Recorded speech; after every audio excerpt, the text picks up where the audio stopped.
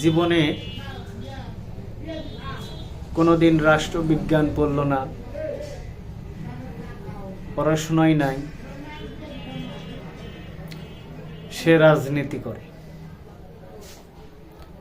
রাজনীতির বুঝে না। মানুষকে মারলে তথা চাঁদাবাজি করলেই,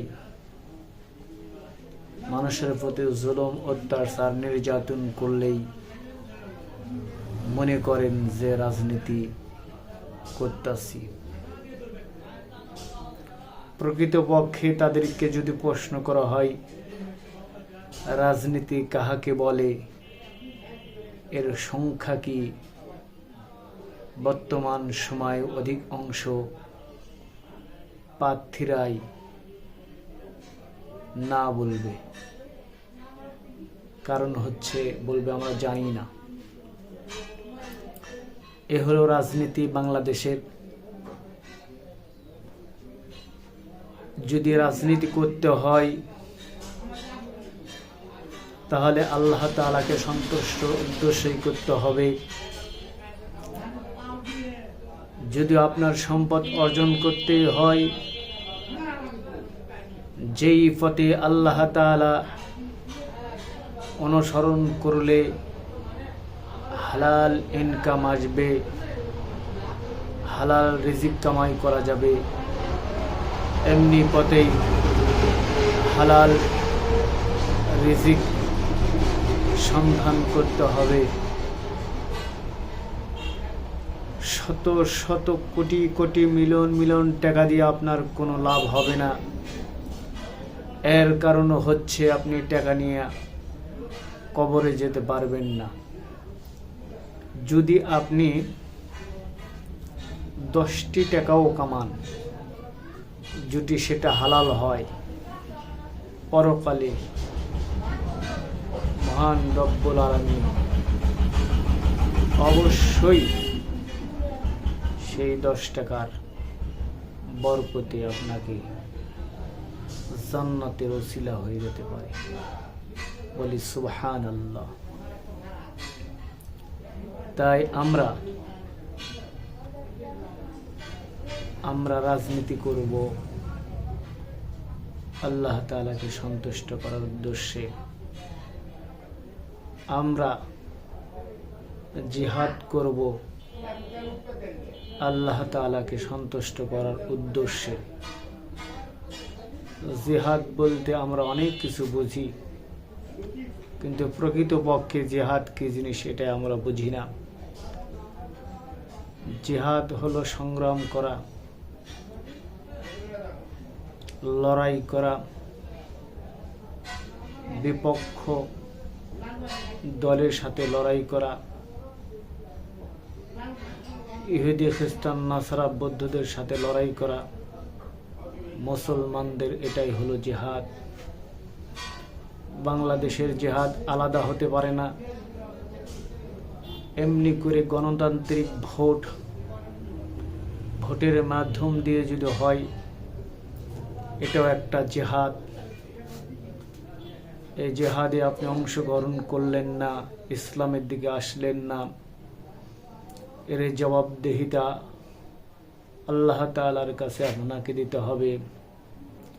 যদি সত্যিকারের মুসলমান হন, সত্যিকারের মুমিন হন, সত্যিকারের আল্লাহ তাআলার ভালোবাসার বান্দা হতে চান, তাহলে আপনাকে ভোট পন্থায় যদি আসে, এই জিহাদে আপনার অংশগ্রহণ করা একান্তই কর্তব্য। যদি এখান থেকে বিচলিত হন, তাহলে আপনি আল্লাহর দল থেকে বিচলিত হলেন। এর ব্যাখ্যা এই দুনিয়ায় না দেওয়া লাগলেও কাল কিয়ামতের দিন, মুসিবতের সময় এর ব্যাখ্যা বিশ্লেষণ অবশ্যই আপনাকে দিতে হবে। প্রিয় ভাইয়েরা আমার, আপনি ইসলাম ইসলাম বলবেন মৌখিক, অন্তরে মানবেন না, আপনি মুমিন হতে পারেন না। আপনি মৌখিক ইসলাম ইসলাম বললেন, অন্তর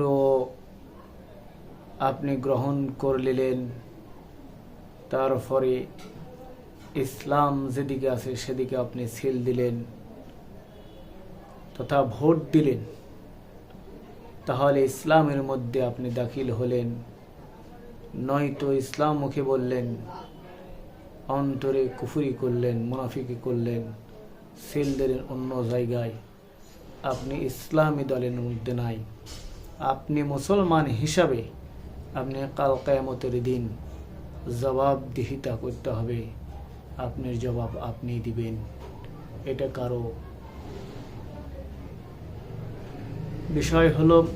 বুঝতে হবে আমাদেরকে যে হিজবুল্লাহ আর হিজবুল শয়তান দল ৭০টা না, আল্লাহর দল হলো দুটি, হিজবুল্লাহ আর হিজবুল শয়তান। যারা ইসলামের দিকে থাকবে এরা হলো আল্লাহর দল, আর যারা ইসলাম ছাড়া অন্য দলের সাথে থাকবে, এক কথায় আল্লাহর মতে এরা শয়তানের দল। এই জন্য আপনি মুসলমান না অন্য কিছু আপনাকে ভাবতে হবে, আপনাকে চিন্তা ভাবনা করতে হবে। যদি মুসলিম হন, ইমানদার হন, মুত্তাকিন হন, ব্যক্তিগত কোনো দল আপনি মত দিতে পারবেন না। এর কারণ হলো কোরআন আজ থেকে 1450 বছর আগে এসেছে। এই কোরআনে আল্লাহ তাআলা বলেছেন, আলা লাহুল খলকু ওয়াল আম, সৃষ্টি যার, আইন চলবে তার। যদি তাই হয়, আল্লাহ তাআলা আমাদেরকে যে আয়াতে এই কথাগুলো বলেছেন, তাহলে আমাদের চেষ্টা যদি আল্লাহর দিকে না থাকে, আমরা যদি আল্লাহর পক্ষে যদি না থাকতে পারি, ভোট না দিতে পারি, তাহলে আমরা মুসলমান থাকতে পারবো না। এর কারণ হলো মুসলমানের দল একটাই হবে, সেটা হলো আল্লাহর দল, আর কাফেরের দল সেটা একটা। দুইটা দল আল্লাহ ঘোষণা করেছেন। আর এমনি আবল তাবল দল বানায় নিজের মন গড়ার মতন আপনি করবেন, এটা গ্রহণযোগ্য নয়। এই জন্য ইসলামকে আঁকড়িয়ে ধরতে হবে। ইসলাম এই পর্যন্ত অনেক আলেম ওলামা আমি দেখেছি, তাদের বক্তব্য শুনেছি, কিন্তু প্রকৃতপক্ষে এক পর্যায়ে আছে তারা নিজের স্বার্থের জন্য দল সংগঠন গঠায়, সংগঠন নিজে নাম দিয়ে নামকরণ করে তারা চালানোর চেষ্টা করছে। আসলে এটাই কি ইসলাম? ঐক্যবদ্ধ হতে হবে। ওয়াতাসিমু বিহাবলিল্লাহি জামিআন ওয়ালা তাফাররাকু, আল্লাহর রশিকে মজবুত করে ধরতে হবে। আপনি রশি ধরতে পারেন না, মজবুত হতে পারে নাই, আপনি কি আবার দল করবেন? আপনার দ্বারা কোনো ভালো কাজ করা সম্ভব নয়। যেহেতু ইসলামী দল থাকা সত্ত্বেও আপনি নিজের দল তৈরি করে ওই নিজের মতন করে আপনি পরিচালনা করবেন, এটা আল্লাহ তাআলা গ্রহণিত করবেন না, গ্রহণযোগ্য হবে না। আপনি যত বড় আলিম হন, যত বড় পীর হন, যত বড় হাজি এবং গাজী হন, তাতে যায় আসে না। কোরআনের দল মানতে হলে, কোরআনকে বুঝতে হলে, আপনার পরকাল যদি চিন্তা করেন যে পরকালে আল্লাহ তাআলার কাছে জবাবদিহিতা করতে হবে, তাহলে ইসলাম ছাড়া বিকল্প কোনো দল আপনার মধ্যে থাকা উচিত নয়। যদি আপনি মুসলমান হন, আপনি না মুসলমান, প্রতি জুমা নামাজ পড়েন, তারপর হুজুররা বায়ান করেন, আপনি কেন আপনার দল আপনি চিনতে পারছেন না? কেন ইসলামকে আপনি দূরে সরিয়ে দিয়েছেন? এটার ব্যর্থতা হলো নিজের স্বার্থের জন্য তথা বৈষম্যের জন্য। বৈষম্য দূর করে ইসলামকে আঁকড়ে ধরুন এবং ইসলামকে হাঁ বলুন, কোরআনকে মাথার উপর রাখুন, কালিমার পতাকা হাতে উঠায়া বলুন, লা ইলাহা ইল্লাল্লাহু মুহাম্মাদুর রাসূলুল্লাহ, বলি সাল্লাল্লাহু আলাইহি ওয়াসাল্লাম। এই কথা যখন শক্তি দেয়া আপনি বলতে পারবেন মন থেকে চিৎকার দিয়ে, তখনই বুঝবেন আপনি মুমিন এবং মুসলমান। কথা বলুন ঠিক না বা ঠিক?